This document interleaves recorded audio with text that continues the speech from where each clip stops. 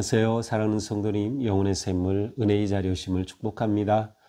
은혜의 주님이 우리와 함께 하십니다.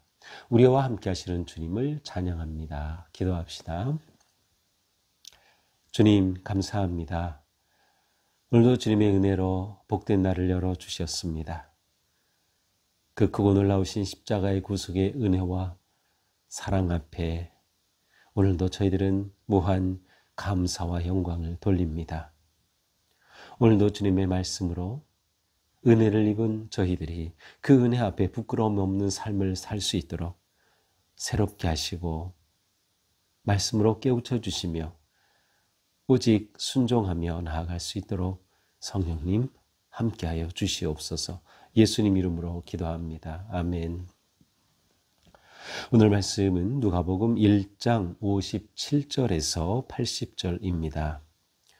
엘리사벳이 해산할 기한이 차서 아들을 낳으니 이웃과 친족이 주께서 그를 크게 긍휼히 여기심을 듣고 함께 즐거워하더라. 8일이 되매 아이를 할례하러 와서 그 아버지의 이름을 따라 사가랴라 하고자 하더니 그 어머니가 대답하여 이르되 아니라 요한이라 할 것이라 하매 그들이 이르되 내 친족 중에 이 이름으로 이름한 이가 없다 하고 그의 아버지께 몸짓하여 무엇으로 이름을 지으려 하는가 물으니 그가 서판을 달라 하여 그 이름을 요한이라 쓰매 다 놀랍게 여기더라. 이에 그 입이 곧 열리고 혀가 풀리며 말을 하여 하나님을 찬송하니 그 근처에 사는 자가 다 두려워하고 이 모든 말이 온 유대 산골에 두루 퍼지매 듣는 사람이 다 이 말을 마음에 두며 이르되 이 아이가 장차 어찌 될까 하니 이는 주의 손이 그와 함께 하심이러라. 그 붙인 사가랴가 성령의 충만함을 받아 예언하여 이르되 찬송하리로다 주 이스라엘의 하나님이여 그 백성을 돌보사 속량하시며 우리를 위하여 구원의 뿔을 그 종 다윗의 집에 일으키셨으니 이것은 주께서 예로부터 거룩한 선지자의 입으로 말씀하신 바와 같이 우리 원수에게서와 우리를 미워하는 모든 자의 손에서 구원하시는 일이라. 우리 조상을 긍휼히 여기시며 그 거룩한 언약을 기억하셨으니 곧 우리 조상 아브라함에게 하신 맹세라.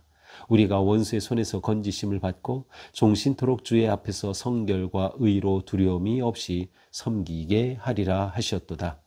이 아이여 내가 지극히 높으신 이의 선지자라 일컬음을 받고 주 앞에 앞서가서 그 길을 준비하여 주의 백성에게 그 죄의 사함으로 말미암는 구원을 알게 하리니 이는 우리 하나님의 긍휼로 인함이라. 이로써 돋는 해가 위로부터 우리에게 임하여 어둠과 죽음의 그늘에 앉은 자에게 비치고 우리 발을 평강의 길로 인도하시리로다 하니라. 아이가 자라며 심령이 강하여지며 이스라엘에게 나타나는 날까지 빈들에 있으니라. 아멘.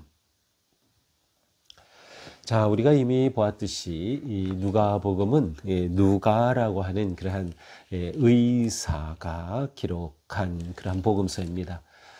누가는 굉장히 세밀하게 복음서를 기록하여서 구절구절마다 담겨져 있는 그 세심함이 돋보입니다. 또 누가는 누가 나름의 독특한 그러한 자료를 가지고 이 누가복음을 기록했기 때문에 마가나 마태복음과 같은 그러한 평행 구절도 있지만 또 누가만의 독특한 자료로 또 말씀을 기록하고 있습니다.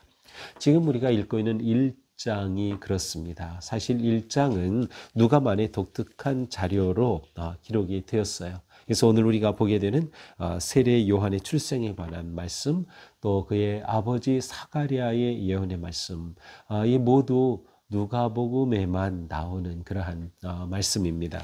자, 이 누가복음은 특별히 세례 요한의 역할을 굉장히 중요하게 강조하고 있는데, 따라서 요한은 항상 예수님보다 선행하는 그러한 모습을 보여줍니다. 그래서 1장 5절에서는 세례 요한의 출생이 예고됐고요. 그리고 그 뒤에 이어서 예수님의 나심이 예고됩니다. 자, 오늘 본문은 세례 요한의 출생이 있죠. 그러면 다음에 뭐가 나올까요? 네, 바로 예수님의 출생이 내일 본문에 더 나오게 되는 거죠. 이처럼 세례 요한은 예수님보다 앞서서 예수님의 오실 길을 예비하는 그의 역할을 충실히 감당하고 있음을 말씀의 구절을 통해서도 잘 드러내고 있습니다. 자, 오늘 본문 세리 요한의 출생에 관한 말씀부터 우리 보겠습니다. 57절, 엘리사벳이 해산을 기한이 차서 아들을 낳으니. 자, 엘리사벳은 제사장 사가랴의 아내였습니다. 이 엘리사벳과 사가랴는 나이가 많도록 아들이 없었어요. 자녀가 없었죠. 네, 이런 상황에서 어느 날 하나님께서 사가랴에게 나타나셔서 그에게 아기가 있을 것이다. 나이 많은 그러한 사가랴에게 하나님께서 놀라운 그러한 말씀을 주시는 겁니다. 이 사가랴가 이게 얼마나 놀랍습니까? 깜짝 놀라죠. 그래서 사실은 이 말씀 가브리엘을 통해서 받았지만 그 말씀을 의심했던 것 같아요. 그래서 이러한 그 사가랴에게 하나님께서 내가 말 못하게 될 거다. 그래서 아이가 날 때까지 말을 못하게 되는. 그래서 지금 스가랴는 언어 장애가 온 상태예요. 근데 정말 하나님의 그 말씀 그대로 이 가브리엘 천사의 예언 그대로 엘리사벳 사모님이 아이를 가지게 되었고 이제 그 아이가 태어나는 것입니다. 기한이 차서 아들을 낳으니 이웃과 친족이 주께서 그를 크게 긍휼히 여기심을 듣고 함께 즐거워하더라. 자, 이웃과 친족이 이것을 보고 너무나도 기뻐했어요. 하나님께서 주의 그 긍휼하심을 이렇게 보여주셨구나. 나이 많아 늙음하게 이렇게 아들을 얻었으니 말이죠. 그래서 모든 사람들이 즐거워하였던 것이죠.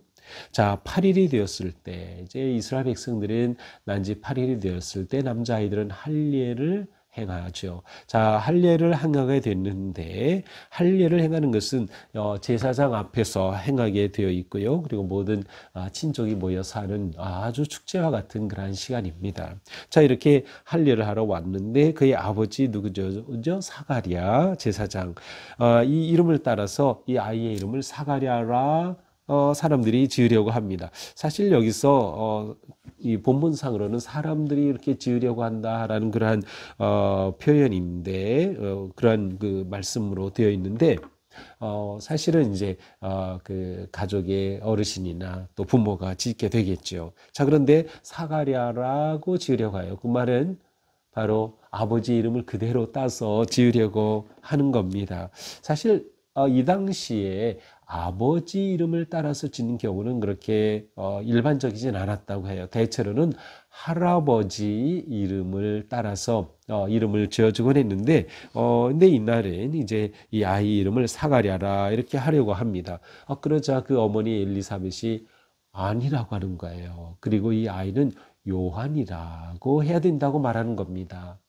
유대인 전통에서는 대체로 아이의 이름은 가족 중에서 그러한 이름을 따오게 되어 있는데 전혀 다른 이름을 말하는 거예요. 요한이다.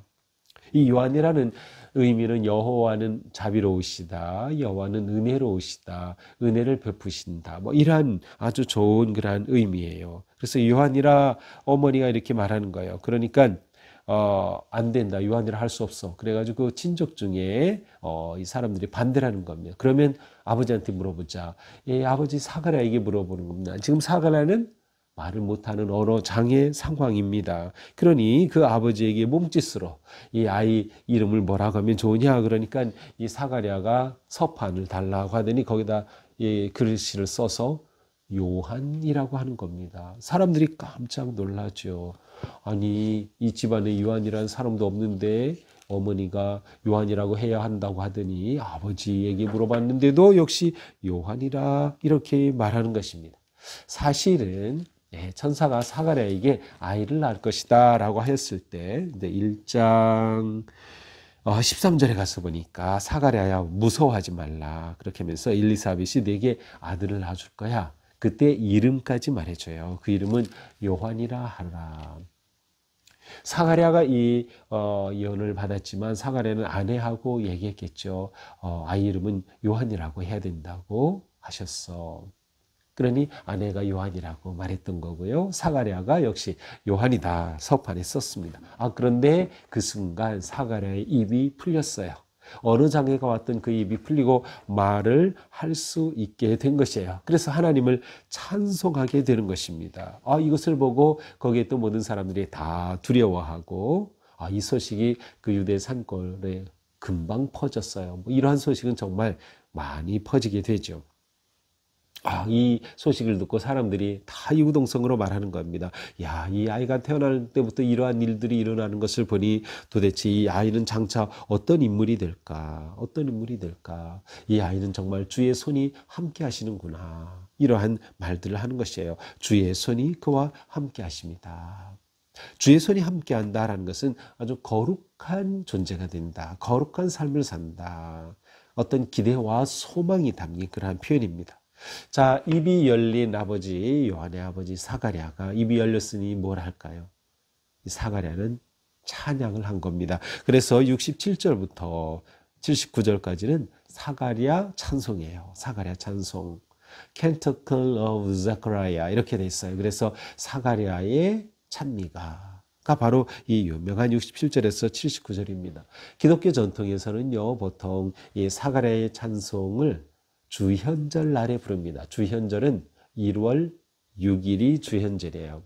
말 그대로 주님께서 현현하셨다, 나타나신 그 날. 이것은 예수님의 탄생과도 연결이 되어 있어요. 자, 이렇게 주현절이 부르는 사가랴 찬송, 그것이 바로 67절부터입니다. 자, 사가랴가 이 성령의 충만을 보다 예언하여 말하죠. 68절, 찬송하리로다. 주 이스라엘의 하나님이여 그 백성을 돌보사 속량하시며 우리를 위하여 구원의 뿔을 그 종 다윗의 집에 일으키셨으니. 자, 하나님이 어떤 분이신가를 찬송하는 거예요. 하나님께서는 긍휼의 하나님, 속량하시는 곧 구원하시는 하나님, 그 하나님께서 다윗의 집에 구원의 뿔을 일으켜 주신다. 사실은 이 구원의 뿔을 다윗의 집에 일으켜 주신다. 그것은 예수 그리스도에 대한 그러한 예언과 연결이 되죠. 하나님의 능력, 구원의 뿔이라고 하는 것은 보통 능력을 나타내는데 이것은 예수 그리스도를 상징하는 거예요. 그래서 다윗의 집안에 나타날 메시아 그리스도에 관한 그러한 내용으로 지금 찬양을 하는 것입니다. 이것은 주께서 예로부터 거룩한 선지자의 입으로 말씀하신 바고 이것은 이미 선지자들을 통해서 예언된 것과 같은 것이다. 우리 원수에게서와 미워하는 자의 손에서 구원하시는 일이라. 하나님께서는 구원하시기 위해 구원자 메시아를 보내주신다. 다윗의 후손 가운데서. 이렇게 하나님께서는 하나님의 백성들을 긍휼히 여기시고 그 언약을 세우시고 기억하시는 분이시다. 73절, 그래서 조상 아브라함에게 맹세하셨던 그것을 이루어 주신다. 우리가 원수의 손에서 건지심을 받는다. 그렇게 하여서 종신토록 주의 앞과 성결과 의로 두려움 없이 주의 앞에서 그렇게 섬기게 하리라. 구원받은 이유, 하나님께서 그리스도 예수 그리스도를 통하여 구원하실 때 구원받은 자들은 어떻게 되는 거예요? 하나님을 섬기는 거예요. 예배하는 거죠. 하나님을 찬양하는 것입니다. 그러면서 76절은 바로 태어난 아기 요한에 관한 예언입니다. 이 아이여 내가 지극히 높으신 이의 선지자라 일컬음을 받고, 지극히 높으신 분 하나님의 선지자, 내가 선지자다라는 그러한 일컬음을 받고 그렇게 불림을 받고 주 앞에 가서 그 일을 준비하여 그리스도를 위한 준비의 일이 이 아기의 사명이었던 거죠. 주의 백성에게 그 죄 사함으로 받는 구원을 알게 하리니. 구원의 길을 예비하고 준비하는 것, 이것이 바로 태어난 아기 요한의 태어난 목적이었어요. 하나님께서 이를 위해 요한을 보내주신 겁니다. 이제 우리 하나님이 긍휼로 인함이라. 이로써 돋는 해가 위로부터 우리에게 임하며, 돋는 해가 위로부터 은총의 햇살을 비치듯 우리에게 임하며 어둠과 죽음의 그늘에 앉은 자에게 비치고, 구세주 예수 그리스도의 오심이 이처럼 모든 어두운 자에게 구원의 빛을 비추시며 우리 발을 평강의 길로 인도하시리로다. 세례자 요한, 바로 이 요한을 통하여서 하나님께서는 이렇게 준비시키는 거예요.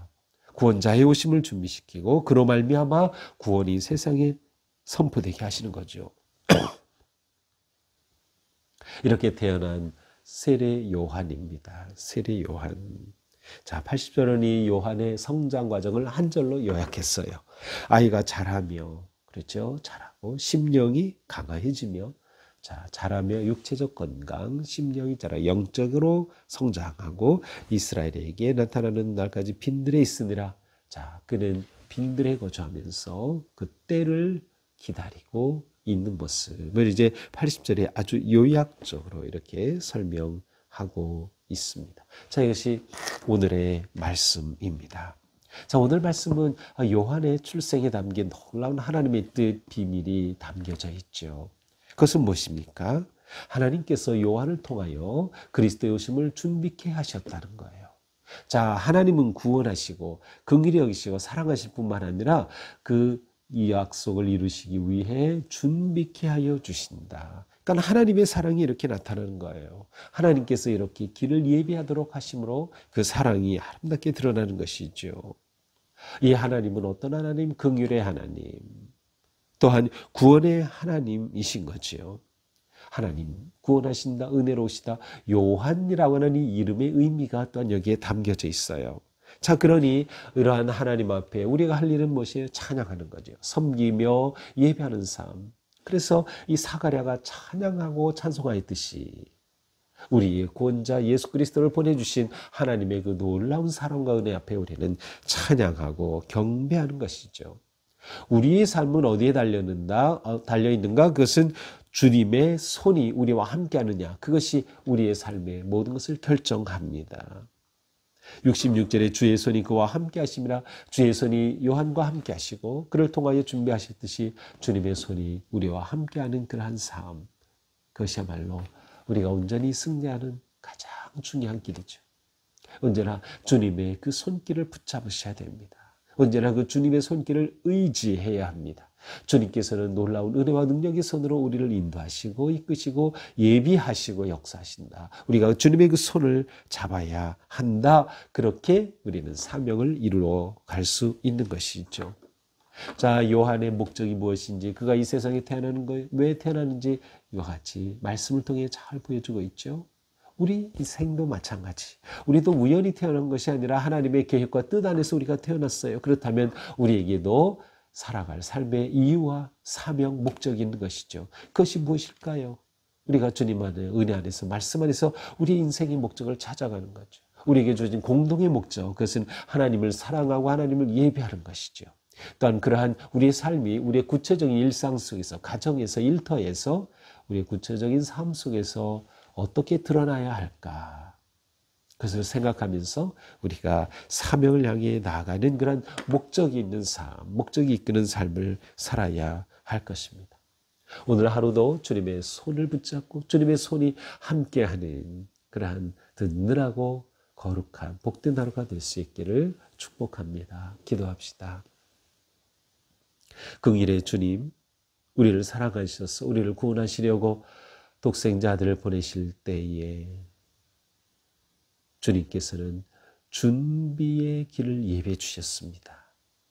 요한을 통하여서 그리스도의 오실 길을 준비하게 하시고 그리스도의 오심을 준비하게 하셔서 온 땅이 그리스도의 그 놀라운 구원의 은혜를 보게 하고 그 영광을 보게 하신 하나님, 그 크고 놀라우신 은혜와 사랑에 감사드립니다. 오늘 하루 사는 동안 주님의 이 놀라운 사랑과 긍휼의 손을 붙잡게 하시고 주님의 능력의 손 안에 거하는 저희가 되게 하여 주시옵소서. 또한 저희가 살아야 할 삶의 분명한 이유와 목적을 보게 하시고 그 사명을 오늘도 아름답게 이루어가는 거룩한 하루가 되게 하여 주옵소서. 예수님 이름으로 기도합니다. 아멘. 네, 오늘도 주님의 은혜로 우리 삶이 거룩하고 아름다운 또 사명을 이루는 삶 되기를 축복합니다. 사랑합니다.